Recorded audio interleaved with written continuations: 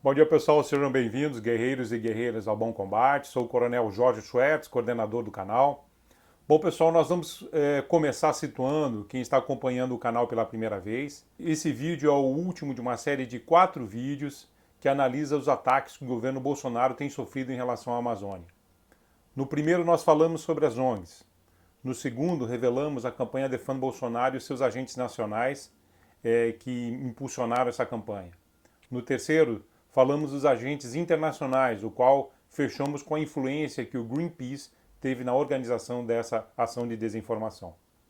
Os links vão estar aqui na parte de cima para quem ainda não assistiu a esses vídeos.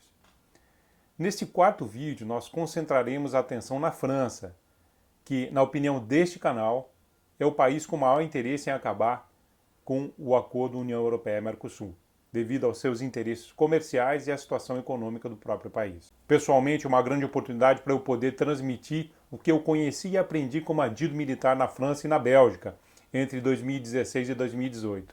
Para quem não sabe, o adido militar é o assessor do embaixador para assuntos militares.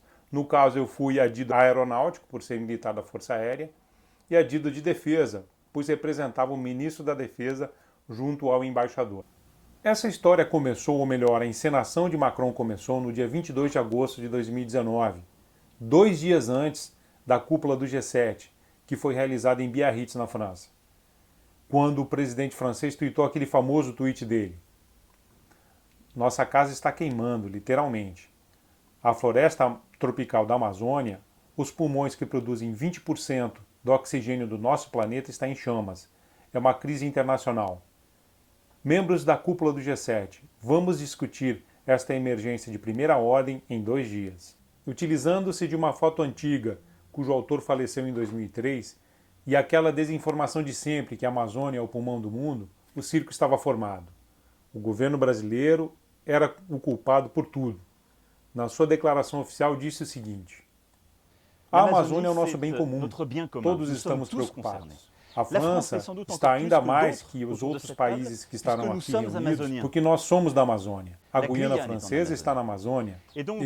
Então, sobre a Amazônia, não lançaremos somente um pedido, mas uma mobilização de todas as potências que estarão aqui para uma parceria com os países da Amazônia para investir. Primeiramente, lutar contra os incêndios que lá ocorrem e ajudar o Brasil e todos os outros países que são afetados. E, em seguida, investir em reflorestamento por todo lado e permitir aos povos indígenas, às ONGs e aos habitantes desenvolver boas atividades preservando a floresta, pois nós precisamos dela porque ela é um tesouro para a biodiversidade e para o clima, graças ao oxigênio que ela produz e graças ao carbono que ela captura." O próximo passo foi escalar uma ONG eco-radical com um representante bem anti-Bolsonaro para fazer o relatório que assessora o governo francês para não ratificar o acordo. Pois, nas palavras do representante dessa ONG ao Diário do Centro do Mundo, periódico de esquerda brasileiro, ele diz: "Jair Bolsonaro conduz no Brasil uma política sobre os direitos humanos e o meio ambiente que é muito perigosa e ameaça a humanidade." É claro que o comentário sobre direitos humanos ele colocou somente para o canal brasileiro, para dar uma lacrada, porque no relatório francês não se fala em direitos humanos, só se fala na parte de ecologia. E o grande finale de toda essa encenação foi a votação na semana passada, em 7 de outubro, no Parlamento Europeu, onde o governo francês não ratificou o acordo União Europeia-Mercosul. Mas a posição de Macron, um economista de formação, mudou da água para o vinho, pois o acordo União Europeia-Mercosul era um grande negócio para as empresas francesas. Esse acordo seria o maior acordo de livre comércio do mundo, atingindo cerca de 800 milhões de consumidores. Somando-se o PIB dos países participantes, nós temos um pouco menos de 1/4 do PIB mundial. Era muito dinheiro.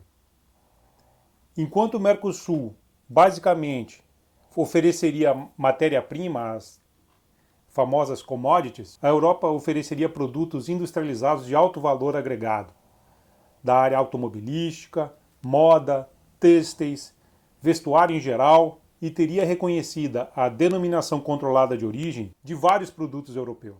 Pessoal, vocês imaginem o que aconteceria com os produtores de vinho brasileiros com a chegada de vinhos franceses com valores acessíveis? Os franceses que dividem com a Itália a maior produção de vinhos e espumantes do mundo, os queijos brasileiros não seriam páreo para os queijos franceses. Seria lucro certo para os franceses e para a Europa como um todo. E olha que se analisarmos de maneira específica o agronegócio, a balança comercial há muito tempo é favorável à União Europeia. Na tabela agora, nós vemos os superávites desde 2017. Por exemplo, em 2019, o superávit da França foi de 1,7 bilhão de euros, ou 11 bilhões de reais na cotação atual. E a União Europeia, o superávit foi de 5 bilhões de euros, ou 32,5 bilhões de reais. Ou seja, a Europa ganhou e ganharia ainda mais dinheiro com o Brasil e o Mercosul. Pode-se começar a entender a estratégia francesa quando se analisa o setor do agronegócio da França. Os franceses são os maiores produtores agrícolas da Europa, são responsáveis por 17% de tudo que é produzido. Esse setor somente fica atrás dos setores aeronáutico e espacial e químico em matéria de exportação. Entretanto, é um setor que perde mercado ano a ano. Até 2010, a França era o terceiro exportador agrícola mundial. Hoje é o sexto. Os principais problemas que eles enfrentam são redução da área de plantio desde 1961, ao contrário de Brasil e Argentina, os principais competidores do Mercosul, como a gente pode ver aqui no gráfico.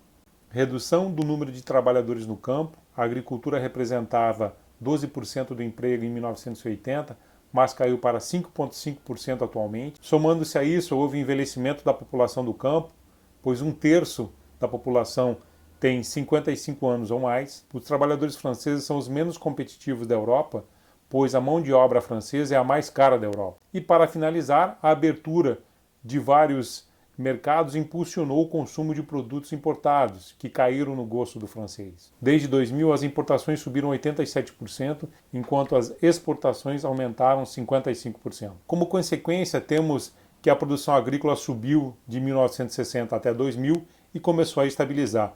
Daí você que mora na França entende por que o preço da carne é tão elevado.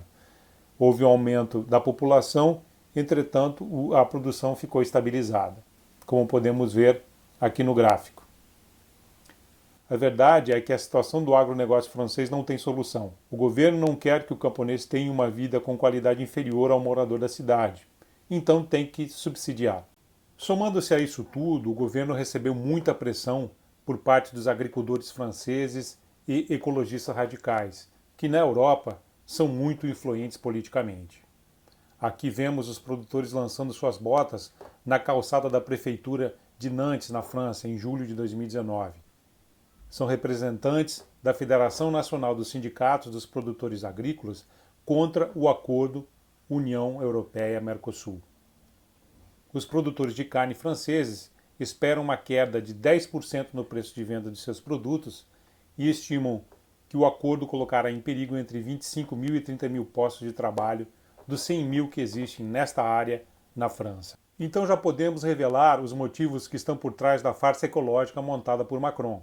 De um lado temos o Brasil, um dos principais atores na cena do agronegócio mundial, com uma produção eficiente e competitiva. Do outro a França, um gigante do agronegócio na Europa, mas que vem perdendo espaço e competitividade, em uma espiral descendente que restringe os planos de expansão francesa, principalmente para a África. Lá os franceses estimam um boom demográfico nos próximos anos e o aumento da procura por qualidade alimentar.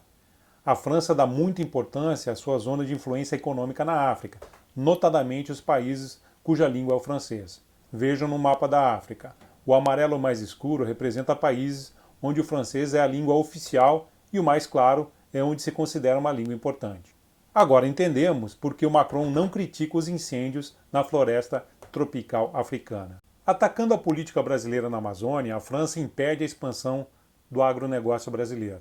Impedindo o acordo com o Mercosul, a França mantém a Europa com um mercado cativo e pode exportar o seu excedente para a África. A verdade é que Macron não pode abrir mão desse mercado, pois o Estado francês é voraz. Se nós aqui no Brasil reclamamos porque pagamos 33,17% do PIB em impostos, imagina o francês, que paga 46,1% em relação ao PIB de impostos, sendo a taxa mais elevada entre os países europeus. Então, qual o aprendizado que podemos tirar dessa ação francesa? Para começar, lembrarmos da famosa frase do secretário norte-americano da década de 1950, o americano John Dulles: países não têm amigos, países têm interesses. Segundo, entender que a desinformação que Macron empregou serviu para desviar a atenção do motivo principal da sua recusa pelo acordo União Europeia-Mercosul, que é enfraquecer o Brasil como concorrente no agronegócio. Ou seja, nós estamos no caminho certo em buscar cada vez mais o aumento da produtividade no agronegócio. Na minha experiência como adido militar, vi o Brasil fazer muitas negociações, mas o que mais me chamou a atenção é que muitas vezes não usamos a força comercial que temos. Neste caso, a França tem uma grande vantagem na balança comercial. Poder-se-ia fazer o que fez Donald Trump, presidente americano, com a China. Como os chineses não queriam negociar, ele aumentou unilateralmente as tarifas, movimento em que todos perderiam, obrigando os chineses a sentarem à mesa e reverem a sua negociação para um patamar mais razoável para as duas partes. Uma segunda alternativa seria, considerando-se que somos muito competitivos no agronegócio, vamos concorrer com os franceses na África e na Ásia. O Brasil tem muita proximidade com os países africanos, sem a pecha de termos sido colonizadores. E por que não, em última instância, nós, o povo brasileiro, boicotarmos os produtos franceses, já que é claro que as acusações de Macron são falsas e uma cortina de fumaça para esconder as suas reais intenções. Sim, os 210 milhões de brasileiros dizendo não à mentira francesa e falando juntos: cala a boca, Macron! Fermez la bouche, Macron! Espero que você tenha gostado do vídeo. Se você gostou, faça a sua inscrição no canal e acione o sininho para receber a notificação de novos vídeos.